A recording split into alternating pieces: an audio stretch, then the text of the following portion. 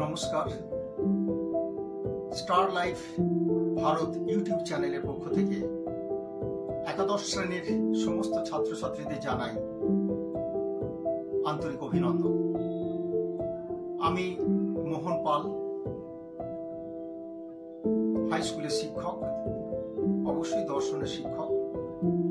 আমি তোমাদের আজকে এই যে একাদশ শ্রেণীর সেকেন্ড সেমেস্টার পরীক্ষা হবে, ভাইটাল পরীক্ষা, এই সেকেন্ড সেমেস্টার পরীক্ষার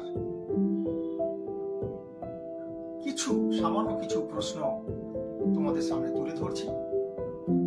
এই প্রশ্নগুলো করলে ভালো করে যদি তোমরা পড়াশোনা করো তাহলে এখান থেকে অবশ্যই কমন পাবে। আমি ক্লাস নিতে গিয়ে দেখেছি যে তোমাদের মধ্যে অনেক সমস্যা রয়েছে।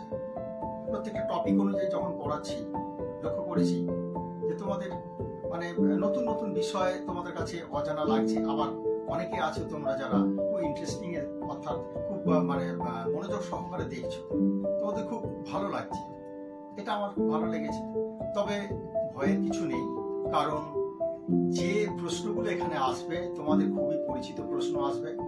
ক্লাসে যেগুলো পড়েছো সেই তার মধ্যে থেকে প্রশ্ন আসবে, এবং যে এখানে লজিকের যে ভাগটা রয়েছে, লজিক পোর্শনটা অবশ্যই প্র্যাকটিস করতে হবে। এখানে মুখস্থ করার কিছু নেই। আমি তো বললাম আগামী 7ই মার্চ সন্ধ্যে 8টার সময় লাইভে আসবো। তোমরা অবশ্যই আমাকে প্রশ্ন করবে, কোনো সমস্যা হলে আমি তার উত্তর দেব। আর যে প্রশ্নগুলো আমি তোমাদের সামনে উপস্থিত করছি সেগুলো অবশ্যই মুখস্থ করবে, ভালো করে পড়বে। এখানে যদি কোনো সমস্যা হয় আমাকে জিজ্ঞেস করবে।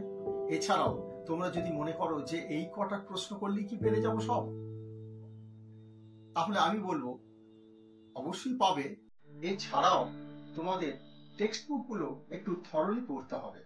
100% মার্কস পেতে গেলে টেক্সট বুক থরলি পড়তে হবে, কারণ কোথা থেকে কি প্রশ্ন দেবে আমরা তো জানি না। তবে মোটামুটি আন্দাজ করে যে প্রশ্নগুলো দেওয়ার কথা, যে প্রশ্নগুলো পরীক্ষা আসার কথা, সেগুলোর মধ্যে বেশ কিছু তুলে ধরলাম।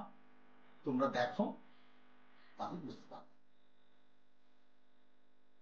আমরা জানি যে একাদশের সেকেন্ড সেমেস্টার শুরু হয়ে গেছে। সেকেন্ড সেমেস্টারে কি ধরনের প্রশ্ন আসবে আমরা বা তোমাদের অজানা।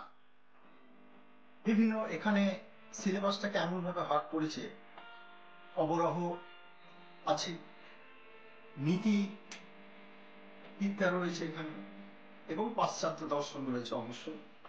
তাই এগুলোকে এমন ভাবে ভাগ করেছে, এই আরোহ এবং অবরোহের মধ্যে যে পোশাকটা রয়েছে, অবরোহের পথ থেকে আমি বলি, কেন লজিক পোর্শন রয়েছে, লজিক থেকে অনেক প্রশ্ন আছে। লজিক কিভাবে করতে হবে, আবর্ত বিবর্তন কি করে করতে হবে, সেখানে বৈধতা বিচার আছে, ভেন ডায়াগ্রাম আছে, প্রাকল্পিক বৈকল্পিক রয়েছে। এগুলো এক এক করে আমি তোমাদের প্রত্যেকটা টপিক অনুযায়ী, প্রত্যেকটা অধ্যায় অনুসারে কি ধরনের প্রশ্ন হতে পারে আমি তোমাদের সামনে তুলে ধরছি। সামান্য কিছু প্রশ্ন দিচ্ছি, এই প্রশ্নগুলো করলে তোমরা অবশ্যই দিতে পারবে। এসো আমরা দেখে নিই সেই প্রশ্নগুলি।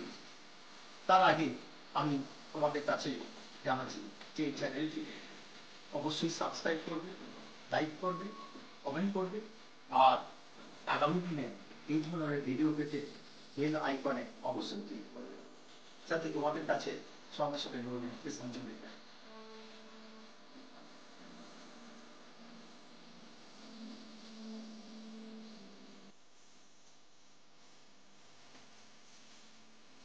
প্রথমেই যে প্রশ্ন আসবে সেটা হচ্ছে 2 নম্বর করে 5টা সংক্ষিপ্ত প্রশ্নের উত্তর দিতে হবে।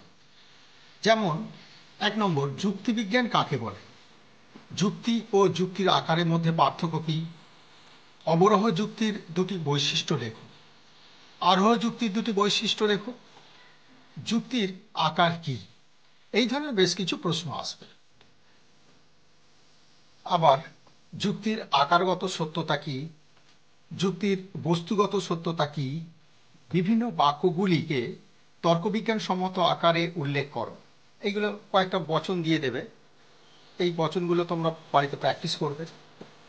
বচনের বিরোধিতা বলতে কি বোঝায়, বিপরীত ও অধীন বিপরীত বিরোধিতার মধ্যে পার্থক্য লেখ, এগুলো আসবে। এরপর এ বচনের সরল আবর্তন কি সম্ভব, আবর্তন ও বিবর্তন কাকে বলে, 4 ভাগ মতে পুরুষার্থ কি, বর্ণধর্ম কাকে বলে, ব্রহ্মচর্য কাকে বলে, সকাম কর্ম কাকে বলে, কর্মবাদ কি,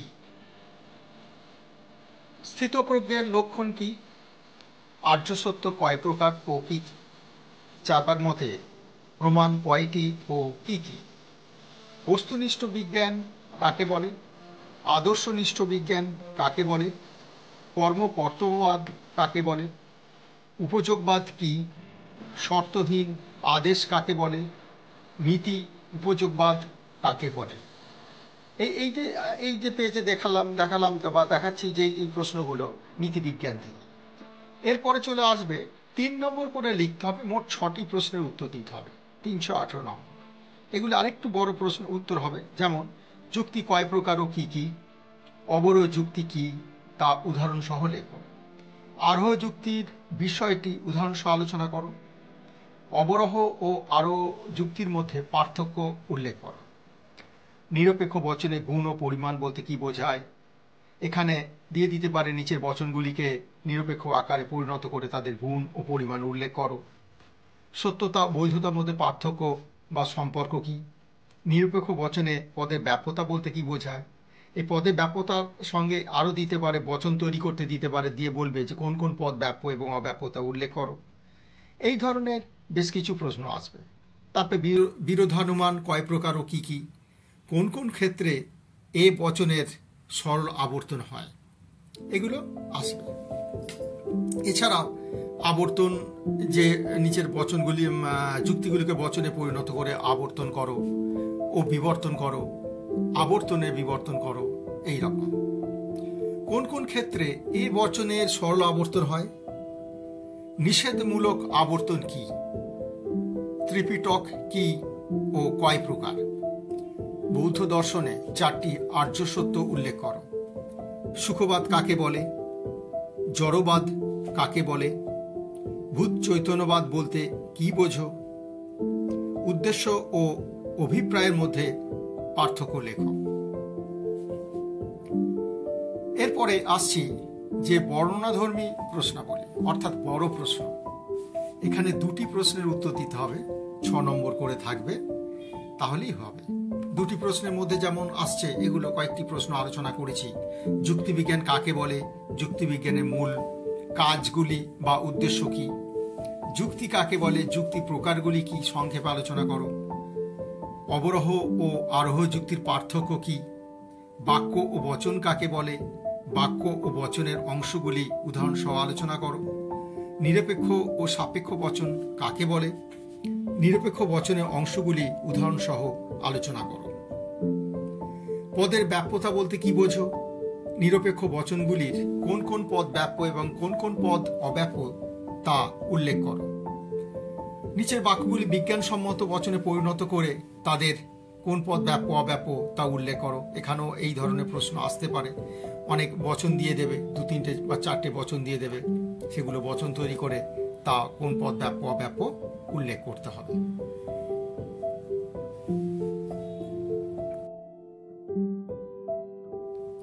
এরপর নিচের বাক্যগুলিকে তর্কবিজ্ঞান সম্মত বচনে পরিণত করো, তাদের গুণ ও পরিমাণ নির্ণয় করো। এখানে কয়েকটি প্রশ্ন, মানে বাক্য দিয়ে দেবে, বচন তৈরি করতে হবে, তাদের গুণ পরিমাণ উল্লেখ করতে হবে। আবার দেবে যে তর্কবিজ্ঞান সম্মত আকারে পরিণত করে তাদের আবর্তন ও বিবর্তন করো। আবর্তন ও বিবর্তন করো, এখানেও এই বাক্য দেবে, সেগুলো বচন তৈরি করতে হবে, করে আবর্তন করতে হবে, আর বচনটা কি আবার বিবর্তন করতে হবে। যদি বলে আবর্তনে বিবর্তন, তাহলে প্রথমে বাক্যটাকে বচন হবে, ওই বচনটাকে আবর্তন, ওই আবর্তনটাকে বিবর্তন করতে হবে। যদি বলে আবর্তনে বিবর্তন, আবার বিবর্তনের আবর্তন বললেও একই ব্যাপার, বচনকে প্রথমে বিবর্তন করবে, ওই বিবর্তনটাকে আবর্তন করবে। তোমরা অনেক সময় কি করো, সে বচনকেই আবর্তন করো, আবার বচনকেই বিবর্তন করো, এইগুলো লক্ষ্য রাখবে, ঠিক আছে। এরপরে যে বিষয়টা আসছে সেটা হলো যে প্রমাণ করো যে ও বচনের আবর্তন কি আদৌ সম্ভব। নিচের বাক্যগুলিকে আদর্শ আকারে পরিণত করে তাদের মূর্তি ও সংস্থান নির্ণয় করো এবং বৈধতা বিচার করো। এই বলেছিলাম যে বৈধতা বিচার আসবে। এখানে বৈধ বাক্যগুলোকে প্রধান অপ্রধান এবং সিদ্ধান্ত গঠন করে কোন মূর্তি হলো, কোন সংস্থান হলো, এবং যদি বৈধ হয় তার মূর্তি লিখতে হবে, আর অবৈধ হলে তার দোষ লিখতে হবে। তারপর আসছে প্রাকল্পিক নিরপেক্ষ ন্যায় কাকে বলে, উদাহরণ সহ আলোচনা করতে হবে। বৈকল্পিক ন্যায় কাকে বলে, একই ব্যাপার। ভারতীয় দর্শনে পুরুষার্থের ধারণা ব্যাখ্যা করো। কামকে চার্বাকরা কেন পরম পুরুষার্থ বলেছেন। এখানে ভারতীয় দর্শন আসছে, ভারতীয় দর্শনও থাকবে, ওখান থেকে প্রশ্ন রয়েছে চার্বাক দর্শন থেকে। নিষ্কাম কর্ম কি, সকাম ও নিষ্কাম কর্মের পার্থক্য লেখো। অষ্টাঙ্গিক মার্গ সংক্ষেপে আলোচনা করো। চার্বাক সুখবাদের সংক্ষিপ্ত বিবরণ দাও। নীতিবিদ্যা কাকে বলে, এর আলোচনার বা আলোচ্য বিষয়বস্তুগুলি আলোচনা করো। নৈতিক ক্রিয়া কাকে বলে ও এর বিভিন্ন স্তরগুলি আলোচনা করো। কান্টের নীতি কর্তব্যবাদ আলোচনা করো। অর্থাৎ এখানে পাশ্চাত্য নীতিবিদ্যার বেশ কিছু অংশ এখানে ঢুকিয়েছে তোমাদের সিলেবাসে নতুন করে। এগুলো আগে 11 বা 12 যখন ভাগ ছিল তখন ছিল না। এখানে পাশ্চাত্য নীতিবিদ্যা তোমাদের সিলেবাসের মধ্যে।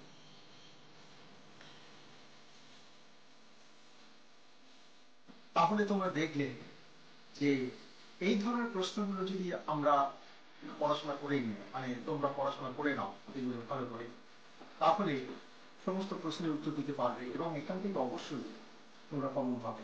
40 নম্বরের পরীক্ষা হবে। 40 নম্বরের মধ্যে থাকবে 10 নম্বরের শর্ট কোশ্চেন এসএকিউ, টোটাল 5টা করতে হবে 2 নম্বর করে। আর এগুলো আমি তো আগেই বলে দিয়েছি। আরেকটি বিষয় হলো যে আগামী 7ই মার্চ 2025 সন্ধ্যে 8টায় আমি লাইভে আসবো।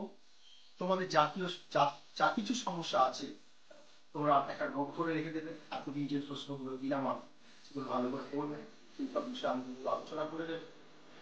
আর তোমাদের যে প্রশ্ন থাকবে প্রশ্নগুলো অবশ্যই বলবো, সঙ্গে সঙ্গে যে প্রশ্ন সলভ করে দেবে। অবশেষে স্টার লাইফ আরো ইউটিউব চ্যানেল কর্তৃপক্ষকে আমরা অসংখ্য ধন্যবাদ জানাই। এই চ্যানেল মাধ্যমে আমরা তোমাদের সামনে উপস্থিত হতে পেরেছি এবং এই সমস্ত তথ্য তোমাদের কাছে উপস্থাপন করতে পেরেছি। নমস্কার।